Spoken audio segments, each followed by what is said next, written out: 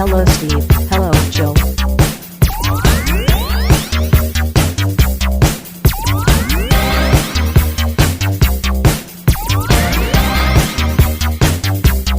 It's time to game classy. Whatever happened to predictability? The milkman, the Pip-Boy, evening TV. This is better. Second time around. Actually, wrong one. Oh, was it? My bad. Second time around is Step by Step. I was doing Full House, sir. Oh, my bad. I heard some TGIF jingles and I just went into one. Yeah, it would be everywhere you look, everywhere you look, there's a hand to hold on to.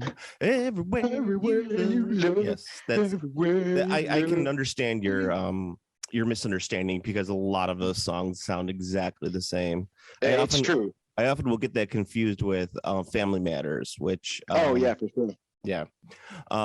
Anyway, yeah, my 10-year-old's obsessed with Family Matters with Full House at the moment, so we've been watching a lot of it at the house. I fucking love Family Matters. It's a rare condition in this day and age to read any good news on the newspaper page. Love and tradition of the grand design. Some people say it's even harder to find. But there must be some magic glue inside these gentle walls. Cause all I see is a tower of dreams. Real love bursting out of every seam. Days go by. You gotta admit that TGIF did have some banger theme songs. Absolutely, they were fantastic. They were good enough to really just kind of stick in your head, maybe forever. Although the one that I remember the most, interestingly enough, is the show that I probably watched the least, which was Perfect Strangers. But Perfect. Okay, so Perfect Strangers was a flagship of TGIF, and it originally existed outside of TGIF, so that makes sense. Well, it also aired it also, as I was prime TV watching age, the reason I watched it the least is because I watched it every time it was on, but it eventually went off the air in a more rapidly than the other series. Yeah, I mean, it's Perfect Stranger, but the weird thing about Perfect Strangers is people don't really realize that show was on for like 10 years. Oh yeah, Perfect Strangers is super long. I think it hit every jump shark moment you could. Yes, and it was like they redesigned the show like 3 times in the first 4 years, and but they knew they had something. They had magic, the magic of Mark Lynn Baker and Bronson Pinchot. It's true. Actually, someone someone I'm gonna try to remember it because I actually wanted to write it down, but someone said you could have recast that guy as Bronson Pinchot and no one would have missed the beat. And I was like, that is like fuck. Oh, it's gonna bug the shit out of me. It was Data. Oh yeah, 100%. He was like you could have had Bronson Pinchot play Data, no questions asked. I wrote an article years ago for the Planet Arbitrary website, for those who remember that existing. But it was basically on like the alternative casting for Star Trek: The Next Generation, like the people who could have been cast, who are like on the short list for being casted. Mm-hmm. And I remember saying, like, it's interesting enough that like we know these people and we know what they brought to the show. Excuse me. But if you cast anyone else in these roles, you'd be like, no. Bronson Pinchot was the perfect Data. Like no one would have been better than Bronson Pinchot's Data.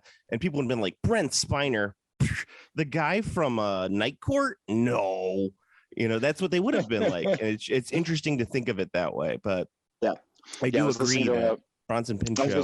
People talk about Star Trek, and that's what they said, and I was like, "That's absolutely fucking. That's 100%. Bronson Pinchot would have been a fucking great Data." It's weird that you bring that up because I was just watching an episode of Third Rock from the Sun where Bronson Pinchot shows up. So nice. Yes. My favorite bit in that entire series is when fucking Shatner shows up and he's talking to the commander. Lithgow. Lithgow. Yeah, and he's like they were like, how's your fight? And he's like, it was eventful. I saw something on the wing, and then fucking Lithgow was just like, me too. Yeah. Yeah, I was fucking great. I was laughing my ass off when I first saw that. Well, that is my favorite Twilight Zone episode, the Terror at 10,000 feet or whatever it is, 30,000 feet. Yes, the fucking gremlin. The fucking gremlin on the wing, man. The fucking gremlin. You know what? He's going goblin mode. Well, that's the there was a tweet I read recently where it was like, you know what I like the Twilight Zone episodes with no morals to them, where it's just like, welcome to the Twilight Zone, some fucked up shit is gonna happen, and there's no moral to it. It's just like, what if there was a gremlin on the wing of your plane and no one believed you? Fucked up, yeah. Right?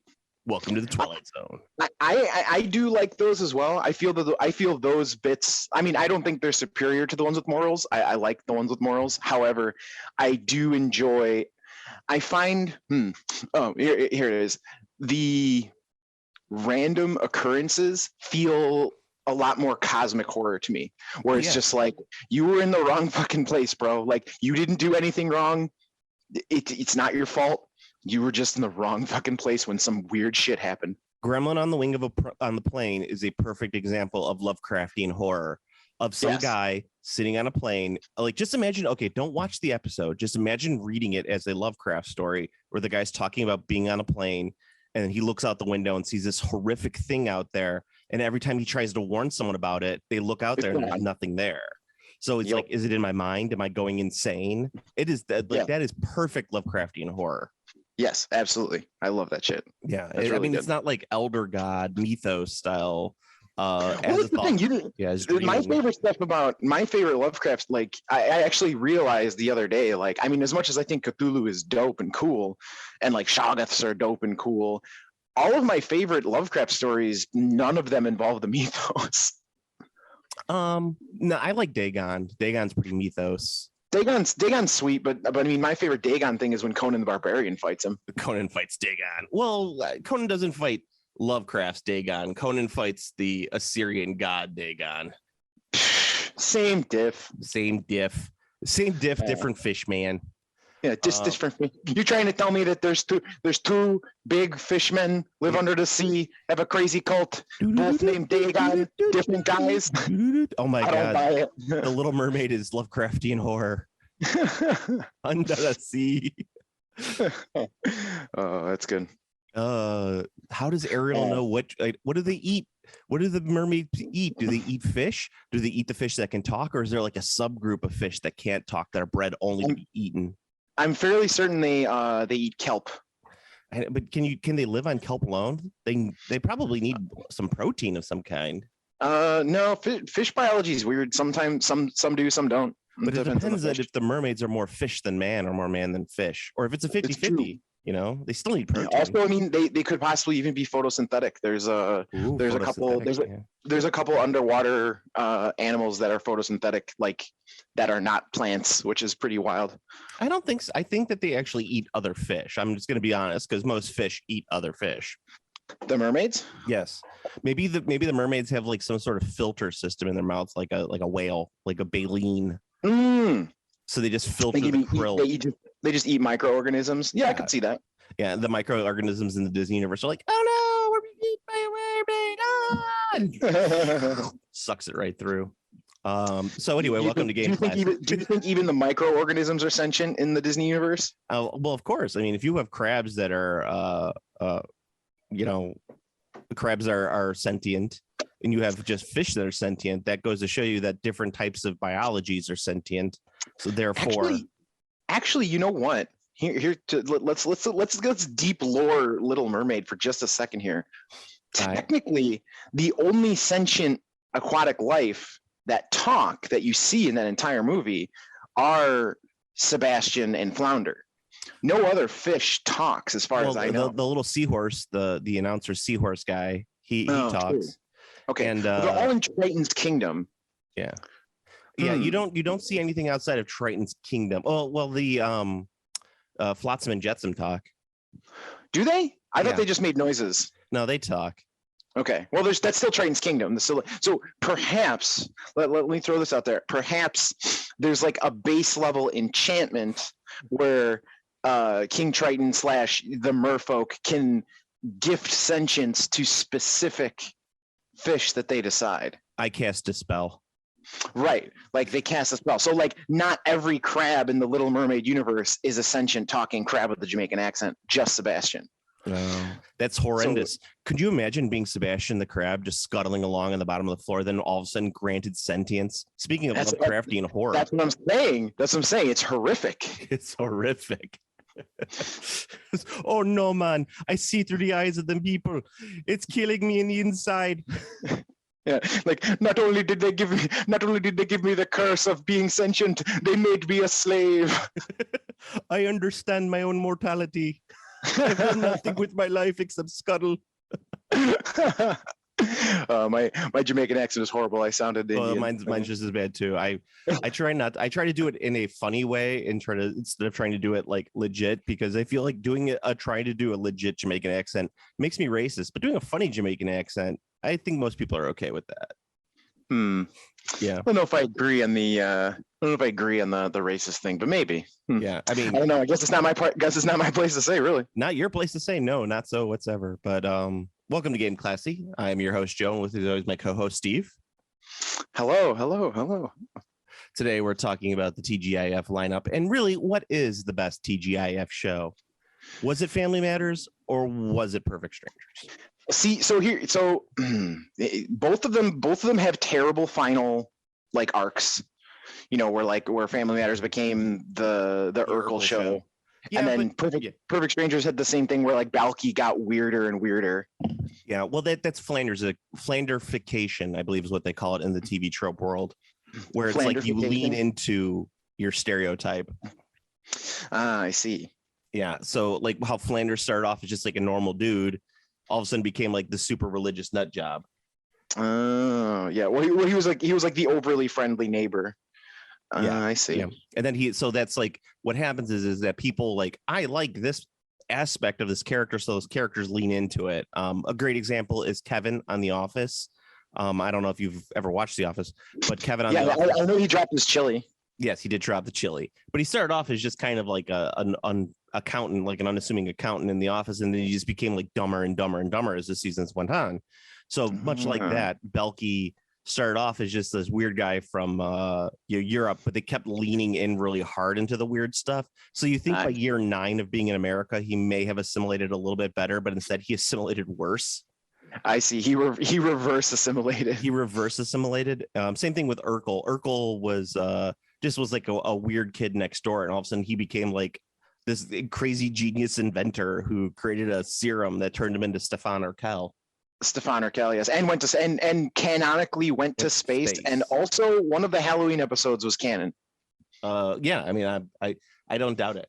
I don't really think that we should talk about the canon of TGIF. Excuse me, Joe. This is the year of our Malort 2022. And that means that canon is the only thing that is sacrosanct and the only thing that matters. The only thing that matters, the only thing that's sacrosanct, the only thing that actually TV producers don't care about. Yes, canon. And we almost worship and bow at the feet of canon. It's true. And then these producers are like, hand wave, no such thing. Whatever. Yeah, that was funny. I always tell people when they're getting all like up in their grits about canon, it's like, yeah, just whatever, just be like that didn't happen. Like, yeah, no, that didn't happen. Except for Dave Filoni, because Dave Filoni's the only person who's like, but the canon, and they're like, Dave, you wrote outside the canon like 6 times, but I turned it into my canon. You're breaking my canon. I do like Dave Filoni, but no one loves Dave Filoni more than Dave Filoni. He really Filoni's himself. Yeah, very much true. So I did want to talk about the biggest gaming news of all time, Steve. The biggest Sonic the Hedgehog 2 movie coming out. I'm talking tabletop gaming, not my bad. Not that crazy Sonic the Hedgehog. That's only saved by Jim Carrey's crazy ass impressions. You know what? He's really, really good in that movie. So I'm sure he'll be really good in the second one. When isn't Jim Carrey really good, in all honesty? Maybe that movie 23, but I can. I mean, well, here's the thing. That's like sort of like it's is the movie bad, and is Jim Carrey good enough to save the bad movie? So I would say Jim Carrey is fine, and I called him Jim Curry too, which was really funny. Jim Carrey was fine in the number 23. The number 23 was just an awful movie. Yeah, like Nick caged it is what it was. Yeah, he Nick caged it. There's no amount of saving that movie, but like it's worth watching to see Jim Carrey be really weird. Exactly. Okay, so the big news. Come on, big news. It's 30 years in the making at this point. My God, he's dead, Jim. It is the squats are back. Oh, the squats. I thought you wanted to go with Chronopia or Chronopia. Well, that's another. I was hoping that you were gonna launch into Chronopia. So I don't know what's weirder, the fact that GW brought back the squats, or if Chronopia coming back may have influenced the squats coming back, because Games Workshop is like, there's no way you could bring back something that dead. We're gonna do it first, so they brought back. Yeah, so one or the other. I'm not 100% sure on that, but let's talk about squats first. So there's not much to talk about in this case. Games Workshop on April 1st, which I believe is a baller move, said and did a little video that was like, we're bringing back the squats, and everyone was like, April 1st, Games Workshop, come on.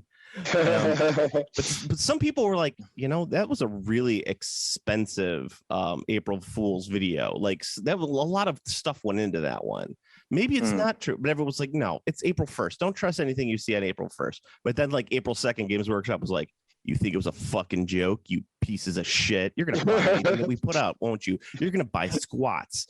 And they like show a squat model, and people are like, oh my fucking God, and we're like masturbating all over it. They started drawing sexy pictures of the squat, like the amount of Rule 34 that's gonna come out from that model is amazing. That's great. I really want to get a nude model of that squat and just sculpt a huge dong that just drags between its legs. That's what I want to do. Like an alpha cock. Like, so it's like, instead of alpha strike, and you get alpha cock. That's what you get. Alpha cock. Yeah, alpha cock. Yeah, they're Alcockius. They're calling them the Leagues of Votan, I think is what it is. I'm just like, oh, whatever. I know you just can't call it squats. We get it. I don't understand why they didn't go with Demiurge. I thought they already had that trademark, but they might not. That was a fine one too. Also, why can't they call them squats? Because they don't do any of that. There's no Eldar anymore. There's no that's right. The Eldar and Eldar, they're called like Drukhari or some shit now. Well, that's the Dark Eldar, or the Drukhari, and the Eldar are the Aeldar. I see. Yeah. And then you got Astra Militarum instead of Imperial Guard, and Adeptus Astartes, all that fun stuff. You can't call anything by what it's called, Steve. However, these guys will be. I'm clearly the idiot here. Yes. However, what I do want to point out more than anything is that Games Workshop did not even acknowledge that the paint job on that squat that they released is the same paint job that Rackham used on their AT-43 Carmins. And I found that to be really, really disturbing. I know I might be the only person in the existence of mankind who made that connection in their brain. You might also be the only person in existence who remembers that AT-43 was a game. Yes. Well, no, people love that game. But yes, the big gorilla troopers, the Carmins, if you look at them, some of them are painted in that exact paint scheme that they used on the squat. So I'm surprised I didn't notice that, because I actually played the Carmins. They were fun as hell. Yeah. So there you go. I mean, you're just like, a game is passed out of my purview. I shall not pay any attention to it for the next existence. That's also true. It's like my object permanence for a game is like, once I stop seeing it, the game ceases to exist. Yes, exactly. Oh God, Steve, stop paying attention to us. We stopped existing. What is this? Yeah. This is some sort of horrifying state of existence that only exists in Steve's mind. Yeah. There's not much. That's Sebastian the Crab comes on. He's like, welcome to Steve's mind. Everything here fucking sucks. You're here forever. You are here forever. Welcome to Steve's subconsciousness. Yeah. Yes, exactly. There's not much else to say about it. I thought that the April Fool's announcement and then like saying no, it's real on April 2nd was pretty funny. Especially because it's an army that like it was just well done humor playing with a trope of an army that has not existed for 30 years. Yeah, it makes sense because I mean they've had to workshops clearly been taken let's be honest, their stock has dropped and stuff, and their sales are quote unquote down, but they're still so fucking profitable. With the capitalism line no go up. Why not? Why line no go up? With that mindset, yeah, they've taken a beating. But in terms of overall sales and success, their market penetration and market share is still absolutely fucking unrivaled, not even close to anything else. Same and then market penetration again. Market penetration. Nice. So they've clearly been well, we need a way to print some cash. And how do they figure it out? Well, the old standby of another box set with Space Marines isn't going to do it this time, fellas. We need something bigger. And some dude was just what about squats? And they were like, yes, that guy. It's finally time to dust those off the shelf. And they're like, it's time. And then they all there's two guys pull out a key and they put in the keys together and they turn it at the same time, which flips open the thing, and then they hit the big red button that says squats. Oh, and then there's chanting. Someone's got an old book, and he's like, Domine requiem, squaticus requiem. Yes. Yeah, exactly. And there's little choir boys with giant trumpets playing. Yeah. And then the door opens up with the mist, and there's an old Bob Ollie sculpt, and they're like, this won't do, and they just flick it with their hand. My thing was it just pans to an office, and an overweight dude just pouring with sweat just looks over his computer, and he sees something on the screen, just says squat equals N, and he just goes and he presses Y. Yes, exactly. And then it's the bunch of other fanboys sitting around their computers, and they're like, oh, Jesus Christ. Christ, you're coming back. All I have to say is, as Steve knows, and many listeners of this podcast know, Joe has been a promoter of squats for the last 30 years. So, or I should say at least the last 20 years. So I think I get all dibs on gatekeeping for the squats. I don't know if you would agree with that, Steve.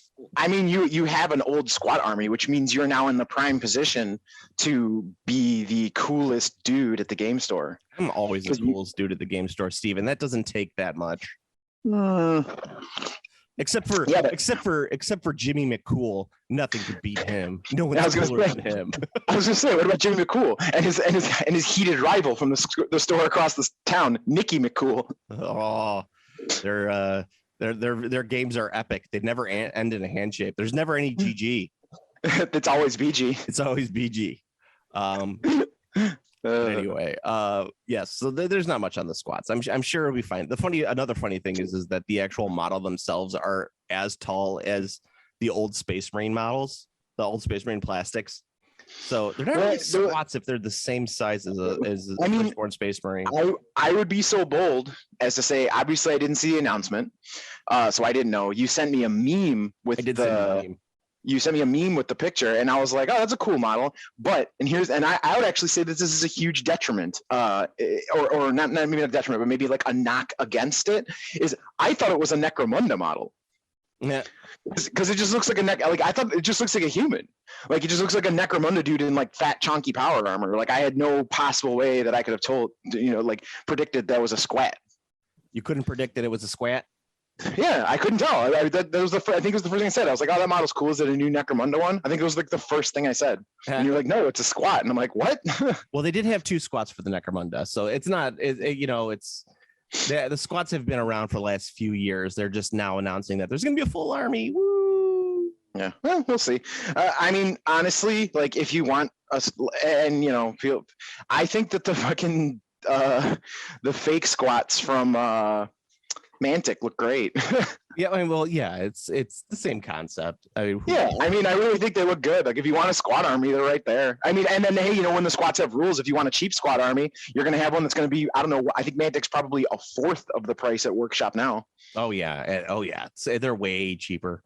So And they just showed their new the new Infernal Orcs sculpts. I gotta say, Mantic sculpts have gone a really fucking long way. They look really good, and they keep the same cheap price. they have I'm not. People do still play. I don't see Warpath as much, but I do see King's War quite a bit still, which I find I don't not that I find fascinating. It's not like it's War Gods of Egyptus, but I do. Hey, we got messaged War Gods of Egyptus games in progress pictures. Yes, we did. People, they still and you were schooled in that there is no Norse gods of Egyptus, which completely shocks me because like I got what happened. I'm gonna say I was right, but I was Mandela affected. It's the Mandela effect, except it's the War Gods of Egyptus effect. Yeah, that's what, whenever someone calls you out on something you're wrong about, you'd be like, no, well, when in my home dimension I was right, so technically I'm not wrong. I do find it that quite funny in that the whole thing with that, just because it's Chris Fitzpatrick sculpts one model a year. Let's be honest. So for him to put out a third range, probably not going to happen. Yeah, they're sweet though. I like that stuff. And then and another new thing came out for Conquest. They did their their Lost Legion, or like the Undead. They did their Undead. Yes, and their Undead are very cool. They have a very cool and a unique look for their Undead, which I was pretty happy about. They look like they're dead dudes, but their armor has the kind of like aesthetic of like Talos from Jason and the Argonauts. So they look very like Greek bronzed armor, but they did kind of a patina on them. So they actually did their own they did their own spin on their Undead, and I think they look really fucking dope. I don't remember what the Jason and the Argonauts theme is, but I keep on thinking in my head it's the theme from Clash of the Titans, which is an amazing theme. I can't remember the theme for it. Jason and the Argonauts is doesn't have a very catchy theme. It's a very like. Doesn't it go like Jason and the Argonauts flying across space and time? You're thinking of Jason and the Argonauts. No, sir. You are thinking of Ulysses 2023 or whatever. Ulysses travels all the galaxies. That's what you were thinking of. I mean, it could very well be, but I could say Jason and the Argonauts. I watched an episode of the old Conan cartoon. Man, that show was bad. Then the adventure. He's the greatest warrior ever. He's like, well, the best part of the Conan cartoon is when he's got a shield and he has a sidekick that comes out of his shield, and the sidekick, of course, has got to eat pomegranates all the time. Yes, and I think the sidekick in that, I believe his sidekick in that show is the character who's always wrong. I'm not sure. Kind of. No. Well, I mean, he has his traveling companion is always the Phoenix on the shield, but right. What I liked about that show was that he never had like the same traveling companion. So like sometimes you'd have the Nubian guy, sometimes you'd have like the berserker dwarf Norse guy. Tons of awesome side characters, but wasn't his sidekick? Because I can't remember, because it's been a while. But like, if anyone's not aware of this, one of the old like rules for standards and practices for doing a cartoon show for kids, and this is a real thing, one of your characters had to fill this archetype where they would be the voice of dissent, and they had to always be wrong. I'm sure that they usually play around with that. That was a real thing, and they would always have to lose to the majority and then also be wrong. It's an actual thing. And so like that's why here's, and this, I'm going to loop this back because this is a cartoon that I'm sure everyone here knows, the Dungeons and Dragons cartoon. The reason that the class Cavalier was used and not Paladin is because that character is the I'm always wrong character in the group, and you couldn't have the paladin be the character who fits that role. And get a shield. Like what are you gonna do with your fucking shield? Okay, come on. Where's this mace? If you're power gaming, you have the shield be your holy symbol. So then you have your shield plus holy symbol in your left hand, and then you have your sword in your right hand. So you don't ever have to sacrifice holding anything to always have your holy symbol equipped. Yeah, I didn't actually mention that last cast when we were talking about Conquest, and we were talking about some of those games. But actually, Mantic was at Adepticon as well. Conquest had they actually had a pretty strong presence at Adepticon, and I think that was because a lot of games did not put out heavy presences. So, and since Conquest didn't have a tournament, they really focused a lot of their attention on doing demo games, and they had a lot of people playing demos, which I think that game is growing in popularity. I actually had a couple people who just like messaged me out of the blue. They're like, "Hey man, so you playing Conquest?" And I was like, "No, are you?" And they're like, "Yeah." And I'm like, "Really?" And they're like, "Yeah, like we got to play." I mean, unfortunately they're in Colorado, so I don't have a reason to like jump out and grab a Conquest army, but like there's apparently like a 10-man play group that just like popped into existence after Adepticon at the store. And I was like, "No shit." Yeah. So the game is apparently the game is apparently really good. I loved the sculpts. I really liked the look of the figures. I liked that they were a little bit bigger than your standard fantasy size. I liked the game scale, like the amount of figures you need. And yeah, it's a good one. It's one of those games where it's like just like any other minis game. If you're lucky enough to have a play group of people playing that game, you should play it. I would recommend it to anyone if you've got a play group playing it, go for it. Yeah. And I don't think I mentioned also that Arena Rex was there as well, hucking their wares, and they were doing a great job. Arena Rex. That's what they need. They need a damn theme song. We should write one for them. Arena Rex, they got to get on. They got to get their social media presence more oomphed. More oomphed. Yes, that's what I would say. Their social media presence is lacking. That's why if I had one critique on Arena Rex, it is that their internet presence is lacking. That's all. Yeah, well, they could hire you. You could be their internet slog. I don't think that would be a conflict of interest. I also think that you'd be terrible to be a face man for a company on social media. Well, no, see, that's the thing, because when you're a face man for social media, you never actually show your face. Well, I know, but I mean, like, I do know that what you generally put out for social media, if you were in charge of someone's social media, and they really don't want probably a lot of what you'd post out there as a official spokesman for that group. Look, everyone wants to randomly see butt shots from films that aren't supposed to have butt shots in them. It's true. So yes, with Arena Rex. And then the other news that I wanted to bring up today is, since Steve already spoiled it, was Chronopia's back, boy. We're back. I didn't mean to spoil it. I thought it was going to be I thought you were going to pull the old switcheroo. Everyone's going to expect you to talk about the workshop, and you were going to talk about Chronopia. I'm not that clever. No, Chronopia is back with all new sculpts. I think some of them are slightly older, like some guys had done.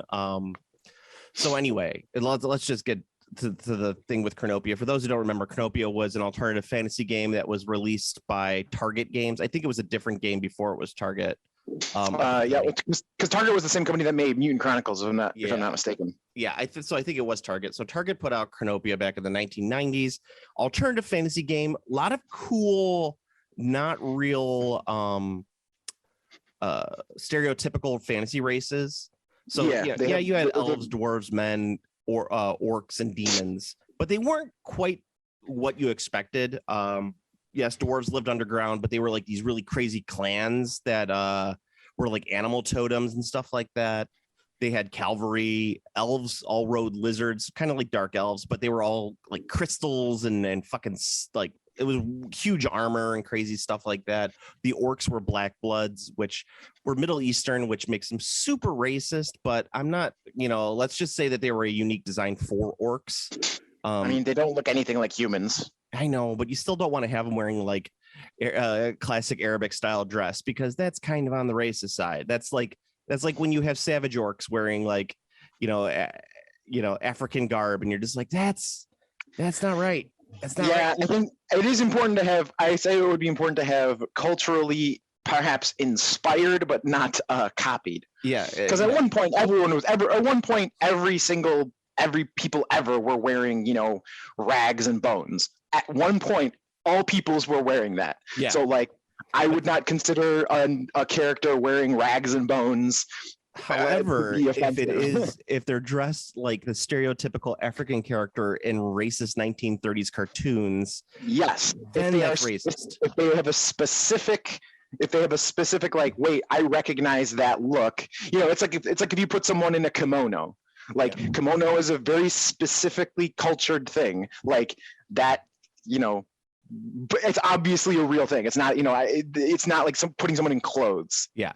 Like, interesting. Yeah. You know, like what is it? The Trade Federation? But sir, is that legal? Legal? Yeah, that's yeah, pretty racist.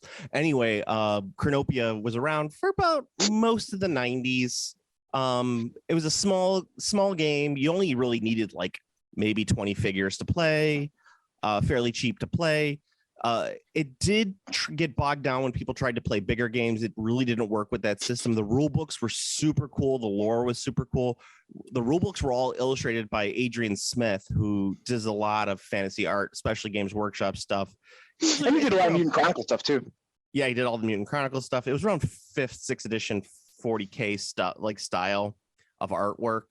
Just fantastic stuff. And I really liked the lore. I thought the lore was excellent. A little Age of Sigmar-ish, a little grim dark for fantasy, but I do appreciate it. But it went away in the 2000s. Target Games kind of folded up. It got bought. I think the parent company ended up buying that bought it owns like half of the Conan IP at this point. So yeah, they have that. And it's been there was always been like people were like, let's bring back Chronopia, and I think there was a rule book attempt in the early 2000s, like for like a redux with the old medals. I think Prince of something in Ireland owns the molds for Chronopia right now, the old molds. It's some sort of like, God, it's Prince of something. For the life of me, I don't remember it, but they own all the molds for Chronopia and Mutant Chronicles. What the Warzone, right? That's what it is. Yeah, Warzone. Yeah, they own all the molds for that. So I don't know if you could still get them from Prince of Ireland. Warzone. There's like a weird thing because I know Modifius is distributing a bunch of Mutant Chronicle stuff now too. Yeah, but Warzone might be different than Mutant Chronicles. Oh right, yeah, they can make this little because I think it's Siege. I think it's just Siege of the Citadel stuff for Modifius. Yeah. Well, another game that I really would have snap bought if they used the old shitty models. Yeah. I mean, like that's the thing that I think is like, for me, like when it's like the opposite of a video game. Like when they do a remaster of a video game, that's exciting because I'm like, yeah, cool. They're gonna update it to modern graphics and modern controls. Awesome. So like then you get absolute bangers like Resident Evil 2 remake, which is still somewhat recent. But like, I mean, that game's fucking great. That game is a fucking 10 out of 10. It's so good. Phenomenal remake. And obviously the graphics are fucking top of the line. Controls are great. Super good game. Really fun. But with like old tabletop games, the only thing that I'm interested in them like fucking with for like a reboot is almost always literally just rules, because the older rule sets are always like they're missing situations that came up, or like they have a lot of ambiguity. Like clean up rules ambiguity, but like if I want to play Hero Quest, I want those chunky chubbo models. I want the fucking gargoyle with his arms out and the goofy face. Like that's what I want. I don't want like a dope looking modernized World of Warcraft style gargoyle. Like that's not what I'm looking for if I'm playing Hero Quest. Yes, I think that there is a dividing line though with that, because many gamers like myself, people who've just, let's say, have been around for gaming for like, let's say, older than 10 years, or let's say 5 years, want that old school retro feel to it. However, many new people who have gotten into gaming lately, and most of their experience with miniatures is from Reaper Bones and the Dungeons and Dragons Noel Zers, they probably want the World of Warcraft style big pauldrons and really crappy poses. Not crappy poses, but dynamic poses style, where we're like, nah, we don't want that. Like you're gonna paint those minis, but you're not. Yeah, for me, that's the thing. It's like I want that like old. So like, I mean, yeah, I can go and get a copy of old ass Hero Quest, but I mean that's That's an arm and a leg to find an incomplete version. I'd much rather just pay like, I mean, and even if it needed to be boutique priced, because they're like, yeah, we're reprinting this, like we're reissuing the original as like a special release, and we're gonna fucking gouge you for it. And it's just like, yeah, I mean, I'll still pay that because it's gonna be a brand new copy of the game I played and loved so much from the 90s. Like in that instance, I'm okay with paying the extra. It feels, I don't know if it makes any sense, but it feels less shitty. Like, let's just say, I don't know what the price for fucking Hero Quest is now, but let's just say $200 is what the eBay price is. $200 for a complete set. Yeah. Okay, so the eBay price for Hero Quest is $200. If they came out with a reissue, new in-box Hero Quest that's the same thing with maybe just some rules cleanup for $200, I'd pay that. It feels less shitty to buy it in that circumstance than it does to like buy like a used copy for that much money. Absolutely. But speaking of Chronopia, the new Kickstarter that got released by Patrick Thorsten is his name. It's a Kickstarter. It's on Kickstarter right now. It's a physical minis Kickstarter, so it's not like a 3D printed one. It has 200 backers. It still has not made its goal yet. It's been up for a while, which I find, I guess I don't find interesting. I find that completely normal for where it's supposed to be. It's almost there. Its goal was 30. Its goal is 45,000 about. It's made 38,000, so it's close. Yeah, it'll make it. Yeah, it's also coming from Cologne, Germany, so it's a Euro game now. I believe the Cologne. And the models are not that chunky style that we loved so well from the old game. They are actually new updated sculpts. They're not bad, but they're not like they've definitely got the feel of the old models though. Like that demon's a chonker. Yeah, that's exactly what I was going to say. It feels like the older models, just a little bit of a newer update on them. They're probably that's also, I'm cool with that middle ground too, where it's just like where you look at it and you're like, okay, this isn't the same as the old model, but man, does it really feel like the old model? Yeah, I think that the models actually are probably going to come in resin, and they're probably going to be 3D printed at the whatever factory. They're not going to do 3D printed stuff. They're not going to release the STLs for it, but they're probably sculpting them in 3D and just printing them out at some sort of factory. The game's not that expensive, especially if you want to play it the way that it's intended. If you want to like, I want everything, yeah, it's going to cost you a chunk of change. But I don't think it's I don't think it's no. It looked like it was a really affordable price for the 2-player starter. Like, and also I assume that the game will also be just as shitty scaled up as before, so it will definitely be inexpensive because you'll need, a nominal amount of figures. Yeah. You really only need to play the original one. I think you really only needed like about 20 figures, and even less if you were playing something bigger like Calvary. True story. I've heard nothing but positive. Like speaking about games getting smaller, I don't know if you were aware, but like Age of Sigmar 3rd edition games are tiny compared to second edition, just the amount of figures on the table. And it seems like most people have really taken to that. It seems like a lot of people really like the smaller amount of figures. Yeah, I mean, I think in games that are not ranked, the smaller amount of figures, the better. I agree. I mean, I think that's just common sense. Most people enjoy smaller games. Games Workshop has been mostly focusing on smaller size games as opposed to Age of Sigmar and 40K, which are much bigger games. But even still, it's like, it's not that big anymore. I think a lot of that big stuff that you see is like when I'm looking at like, oh, how am I going to paint this Blood Angel figure? And then I type in like Blood Angels and I see people's like 15,000 point armies. And I'm like, you don't need that much figures. You don't need that many figures. You're not. Right. Yeah. I mean, they've fallen too deep into the itis. Yes. By the way, I also looked it up. It's Prince August figures had the original Chronopia models. They do not right now. They may have lost that, which is part of the reason why there's a Kickstarter for it. But they still do have the old Warzone models. So if you'd like to get some of your Bauhaus Megacorp, have those figures available for you. You can get your Blitzer Sergeant or your Venusian Rangers. Finally. These models are awful. Jesus fucking Christ. I'm looking at them right now. I'm just like, man, these are bad. You can look at yourself. Prince August minis, or princeaugust.ie. Is that Ireland? I think that's Ireland. Oh yeah, I think because it's so. in Kilnamartyria, Macroom, County Cork. Macroom. What? Yeah. It's You just made up a bunch of words. Kilnamartyria. Hi, it's Irish. Let's do the Irish accent.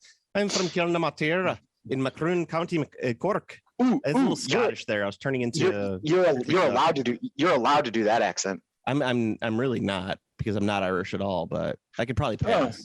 I'm thought you Irish were. passing. I thought you were. No Irish whatsoever.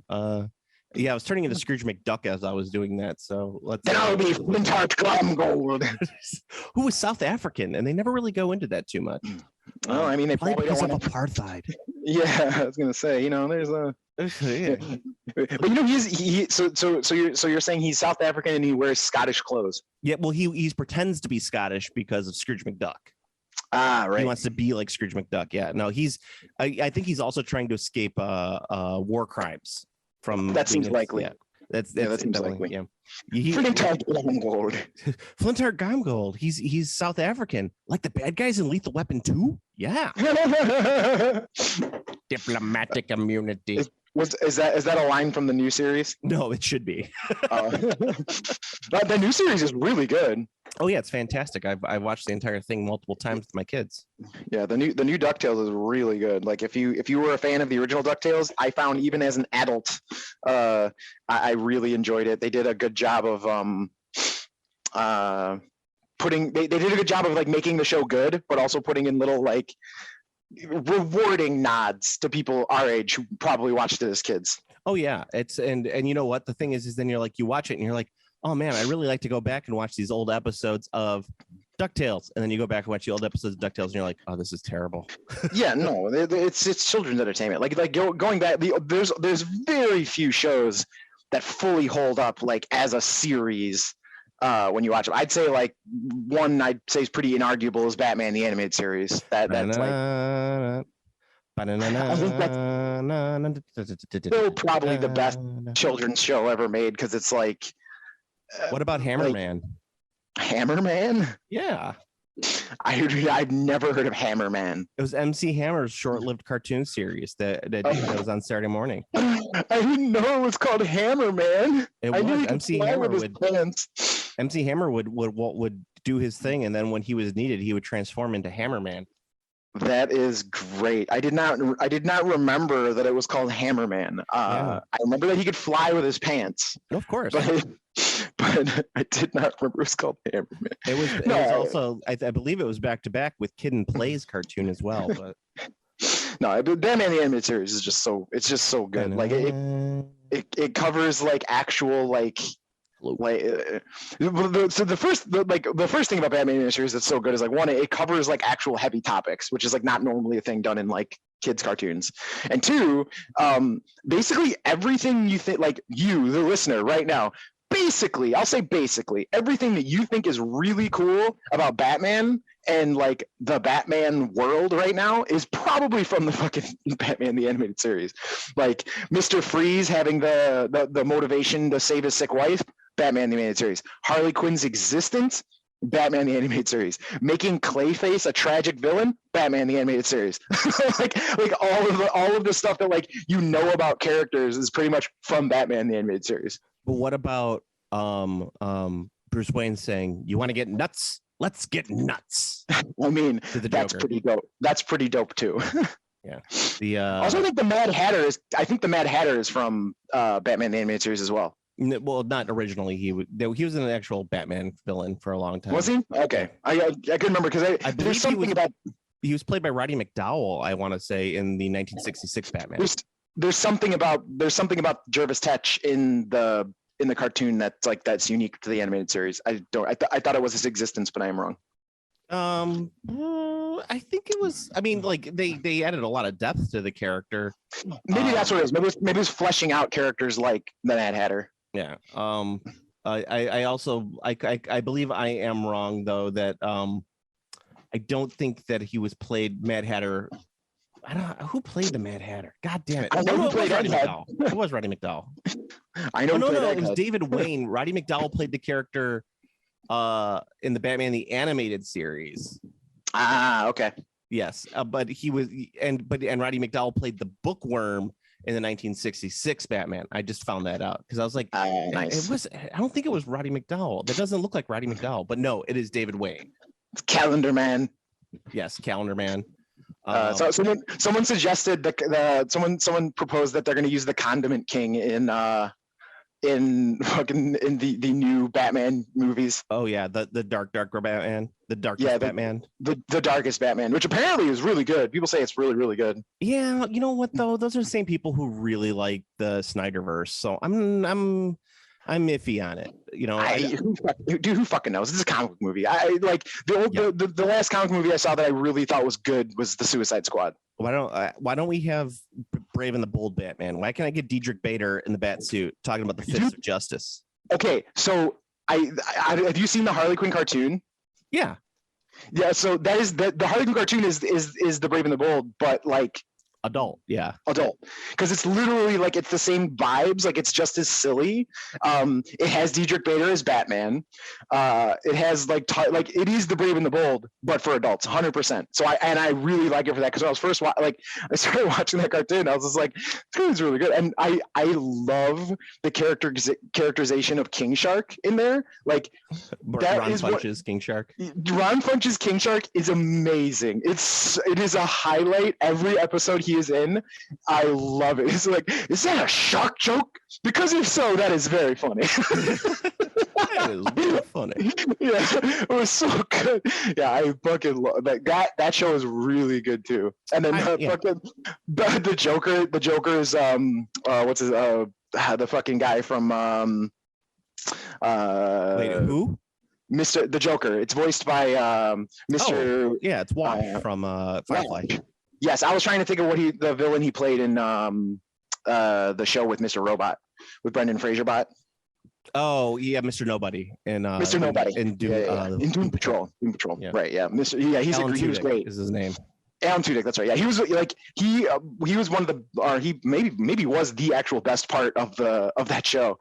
His narration was super good. That was sorely missed when I was watching some of season 2. Yeah. I do recommend the Harley Quinn cartoon if anybody has HBO Max. It's on there. I'm hoping that third season drops soon. It's very funny. It is very funny.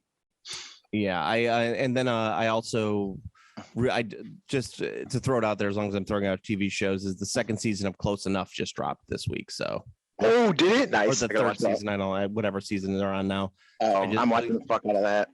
Started it last night, but I'm pacing myself because I feel that when one marathons any show, they get less and less out of it. You know what? I have because I've been watching almost everything now while only running or walking on the treadmill. It has allowed me to really space my consumption of media, and I've been enjoying things a lot more. Yeah, that's as I say, I only watch Stargate SG-1 while I'm running. So your gods aren't real. Here's guns. Go kill them. Your gods aren't real. Here's guns. Go. We can't interfere with a pre-warp technology. SG-1 comes in, throws a flashbang grenade through the fucking Stargate. People, they're like, "Who do you worship? Who the fuck do you worship?" And they're like, "We don't have a god." All right, can we be friends? Can we trade technology? You don't have any technology? Peace out. All right, see you later. Here's a Snickers bar. I do tend to feel like that's totally like how we would interact as a society if we had a Stargate. America? Yes, absolutely. Our Earth's America, absolutely. We'd be kicking in the door, ready to bring freedom. We'd be like, "Hey, this place got oil? No? All right, we'll see you later. Here's some Snickers." Here's some Snickers. And one guy said, Bonnie Way. Bonnie Way. How can we build a pipeline through the Stargate from this world? Yeah, we got to figure it out. That would just what they would do. They would just have a big pipe going into the Stargate on one end and a big pipe going at the second end, and that's it. That would just be the use of the Stargate pumping oil from one world to another world. Yes, absolutely. Because why not? That's exactly what would happen. All right. So do we have any other gaming news to talk about? There's just a bunch of wild card game Kickstarters out there, like the Sorcery TCG. I don't know if you saw anything about this game. No, I don't. The Sorcery, is it like the Sorcerer, the William Friedkin movie? It's called Sorcery TCG. Okay. It has nothing to do with the William Friedkin movie. Okay. Unfortunately for us all. But what it is it is a Magic the Gathering clone.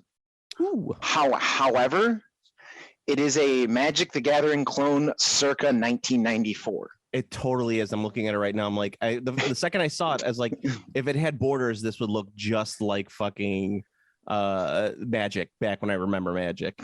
Yes.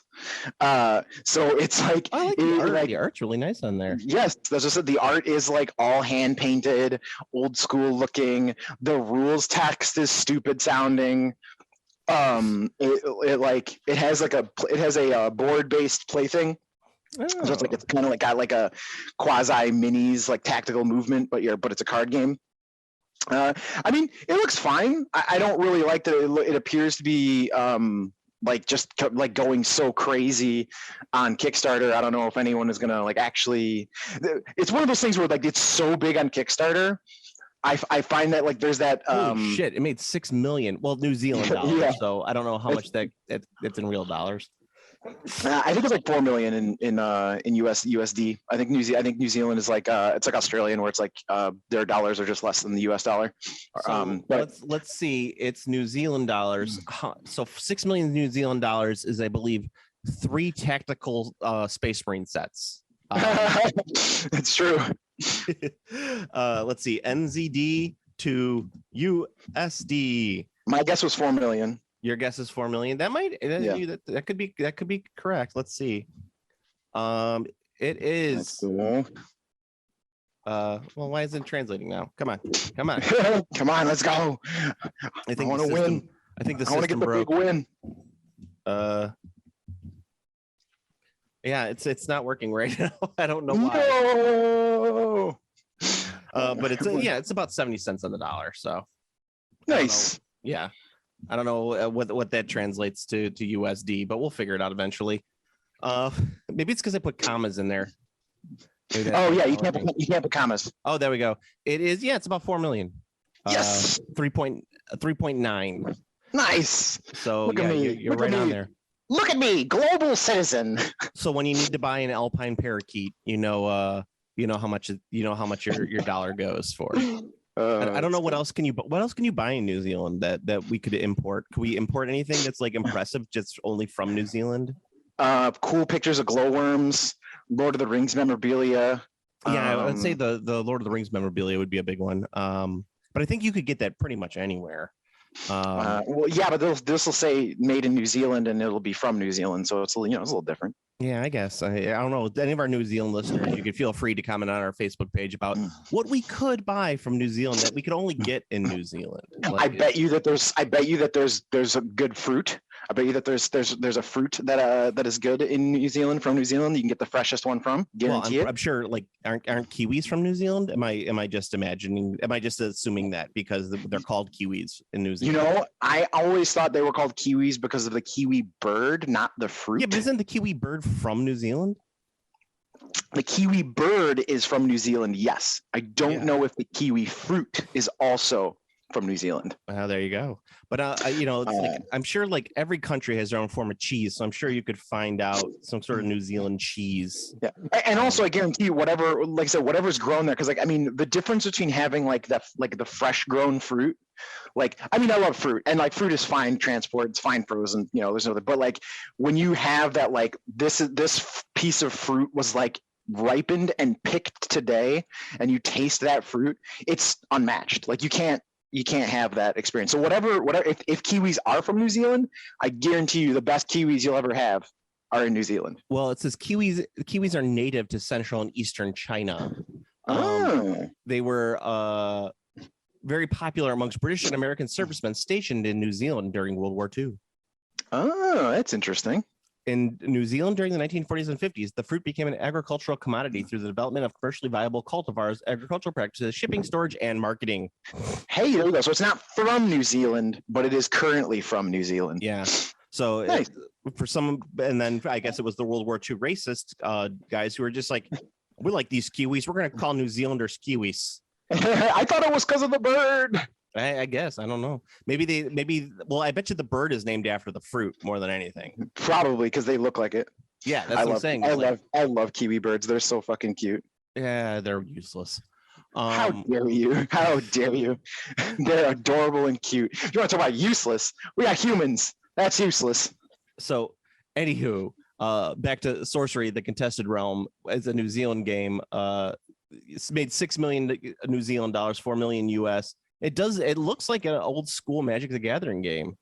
Yes. I was saying my concern is that the response is so big.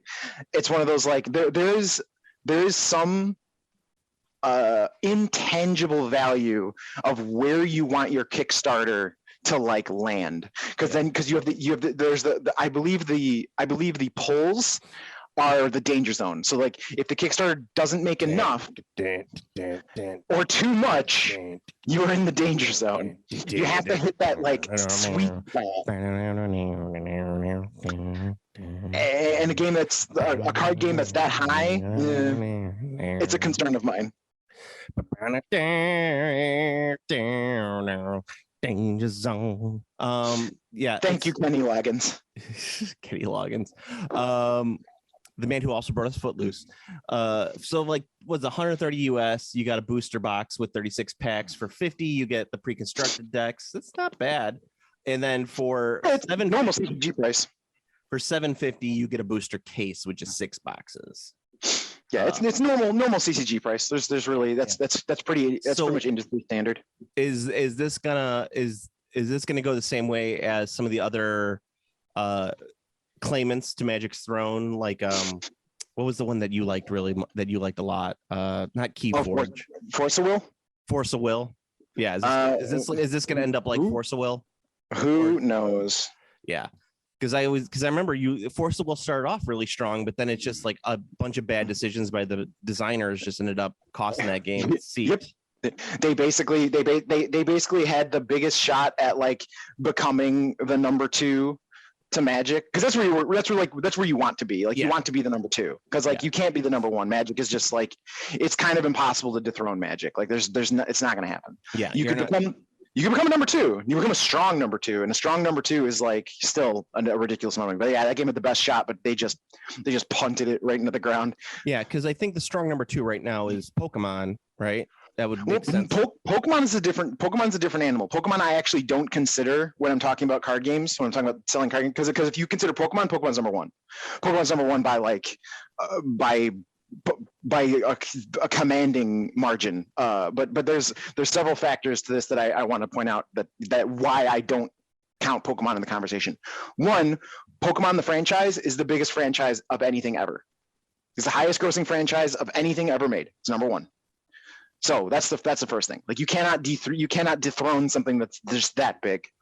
2, the Pokemon TCG specifically, the amount of people who buy it versus the amount of people who play it is like a comical pyramid, upside down pyramid. Yeah. Like buy it, like people who play it is are the very tip of the pyramid. People who buy it are the base and the foundation of the pyramid by like a ridiculous margin. Because you'll have a guy who's like, yeah, I sell like 50 cases of Pokemon a week. Wow, that's so much Pokemon. You must have a lot of players. I get 3 people showing up to try and play games. Yeah, that sounds about right. So let's say Yu-Gi-Oh maybe? Yeah, I'd say number 2 right now is Yu-Gi-Oh for sure. Okay. So the number 2 after Magic in terms of player base is Yu-Gi-Oh. Yeah. So you'd have to somehow beat that out. And I don't know if you could do that with a Magic clone. It's kind of like Force of Will took so many Yu-Gi-Oh players, it wasn't even funny. Yeah. It grabbed that's the thing. The reason Force of Will was so popular is because it had enough from each genre of appeal that it got everyone. It got people who were into Magic to try it, got people who were into Pokemon to try it, people who were into Force of Will to try it, or Yu-Gi-Oh to try it. Like everyone kind of got peeled off because there was something that made it good, because it had the good gameplay of Magic, but it didn't have getting mana screwed, because your land was separate from your deck. So every turn you could just put a land from your land deck into play. So you never got in a situation where you didn't get to play the game. Yeah, there you go. And so you have to take that into consideration with sorcery. I mean, it's not going to kill you to drop let's say $200 to get a booster in the pre-made no, decks. I think grabbing it and like throwing it on your shelf to look cool, or put it in an old ass binder, like I think that'd be neat, because it looks like a game right out of '94. Yeah, and what I'm just saying is it's not going to kill you to spend $200 on a game that you probably can play a couple times. I'm sure you'll be able to play it. It might not have lasting power, but you can actually get a couple good games out of it. You know? Yeah, the game looks pretty fun. I mean, it looks very game. So like, also, I don't have. What's also important about it is it has a booster box, so that you get the dopamine from opening the cards. That's right. You get to crack the packs, baby. You get that sweet, sweet brain juice. That's right. We want to crack those packs. Exactly. Anything else? That's a good one. That one was off my radar, but usually card games are off my radar. Because I don't play them. Sorcery TCG is pretty dope. What else? I think all the other Kickstarters I was following are closed. If anyone else bought the Studio X, I salute you and myself in our waiting period. Please don't be too mean to them. I know how logistics is right now, so like they're dealing with a lot of shit. Yeah. It's a really dude, that Call of Cthulhu Kickstarter still on, and it's like it shipped. It's literally slow boating its way to what like the distribution centers, and it's like it was originally supposed to deliver in February, and it's probably not going to deliver to May now. So it's not terrible. It's not Kingdom Death terrible, but it's still pretty crazy. Yeah, I mean that's like people like really like if you don't understand how bad logistics is, like goddamn, just look up shipping container price. Just look that up. Just look up shipping container price if you really want to know why all of your stuff is taking so long, or why stuff is out of stock everywhere, or why you're getting gouged on some item. Just look up shipping container price. Like if you look that up and you look at just look at the track of how of the price over the last 2 years, and you'll be like, oh, I see. And then maybe I doubt any of our listeners are like malding posting in a Kickstarter, but just in case. Don't. Yeah. I mean, you know what? We don't have time for. I would maybe next time I'll go over it. But I'm writing a Call of Cthulhu scenario that I'm going to be running in a campaign. I'm actually going to do a serious RPG, a no joke RPG. Nice. Not no joke as in like no joke. It's going to be an RPG, but it's like I'm not going to have any character named Thurston Thumb, but You're not going to do your standard of like Swiggles Soggy Bottoms. Yeah, there might be a Lord Soggy Bottom, but I would prefer in my Call of Cthulhu game. It's I'm actually, but what makes this unique is I'm actually writing it out as an actual scenario or an actual campaign. Like they actually write the campaign books for Call of Cthulhu, so I'm using that as my guide to write it out. And I'm actually having quite a bit of fun. My problem is that I need to create more mousetraps is what I need to do, because I feel like I'm blowing through the story too quickly and not giving enough. You attempt to read this letter and all of a sudden you've summoned a rat demon thing. Oh yeah, I think the best. I mean, you could do whenever I do a story for any campaign. What I do is I do the story. I finish the story and then I go back and add the pitfalls. That's kind of what I'm doing, and I'm kind of in my head. That's what I'm thinking as I'm writing it. No spoilers for anybody. I don't think anybody on this will be listening, will be playing in the game. But like, for example, there's a scene where they're walking through a museum and then they find this big statue, and on the back of the statue, there's some writing. And if they attempt to read it, if they read it successfully, they fucking get transported to this crazy fucking dream thing where they're being like passed through the mouths of several different demons back and forth. Nice, let's go. But it's all in their head, so when they're able to be snapped out of it, they have to of course roll for sanity. Nice. Normal stuff. That's what I just kind of feel like in my head when I'm writing this. It's that your whole thing is, how do I avoid losing sanity points but still progressing the story? Like that's just kind of how you have to write Call of Cthulhu. Yes, actually, speaking of Call of Cthulhu and games, I don't know if I've ever talked about it on here before, but there's this computer game called World of Horror. Yeah, you talked about that before. Did I? Okay, yeah, it's on Steam, on GOG, everything. You should play it. If you haven't played it, you should. It's not expensive. The look is amazing. The sound is amazing. The game is amazing. It is one of my absolute favorite video games. I started playing it again recently. They did a little bit of a stealth update, and they put in new stuff. I cannot recommend that game strongly enough. I think everyone should give it a shot. If you like Lovecraftian / Junji Ito / like just horror fan in general, especially if you also happen to like old computer games, you should play it. It's so good. Did you listen to that podcast I sent you? No. The Lovecraft one. Remember I was saying it was like the best interpretation of yeah. It's on my list. I have not listened to it yet. No. Yeah, I found it. It's a BBC podcast recently because I was actually looking for Call of Cthulhu live plays just to kind of get like the feel down for what I liked, and I didn't find too many that I was like, oh, this is great. Like most of them are not.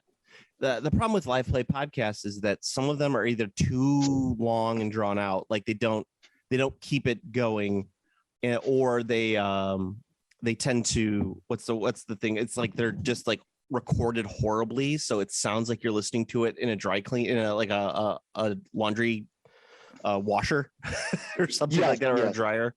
Yeah, so that's always my bigger problems with that. I'm looking up the podcast right now. I believe it's called The Lovecraft Investigators. It's a BBC audio drama. The Lovecraft Investigations is what it is. It's probably the best simplistic streamlined version of the Cthulhu mythos that I've ever heard. Like the way that they line it out and they explain it, how the mythos works. It's like, oh, you know what? That's never been explained to me. Now I get it. Yeah, I was annoyed because it was not. I remember being annoyed because it was not on Google Podcasts for some reason. Oh, okay, yeah, it's on Apple Podcasts, and I think it's on Spotify, which I don't know if you have either of those. I don't. I only have Google Podcasts. But I picked it up because I was like, someone had recommended it in a thread of like Cthulhu Lovecraftian podcasts. Mm-hmm. They were like, this isn't necessarily a live play, but it's kind of like an audio drama of it, and I actually really liked it. Second and third season kind of fall into a pit, like a very common trap, and I don't want to go into it because it would spoil it for a lot of people. But the first season is really, really good. I really enjoyed it. Very Lovecraftian. Cool. I'll have to give it a shot. That, you go to Game Classy Facebook page is the best way you can help out the podcast. You can like, comment, subscribe on iTunes, like, comment, subscribe on the YouTube. If you could also follow Steve at @_command throw or command_throw. Which one? That's right. Command_throw. Command_throw. And you could follow me on the Instagram at Game Classy Joe. Aside from that, Steve, though, is until next week or next time. I believe my plan will be excellent to destroy the Batman. Later. Game Classy.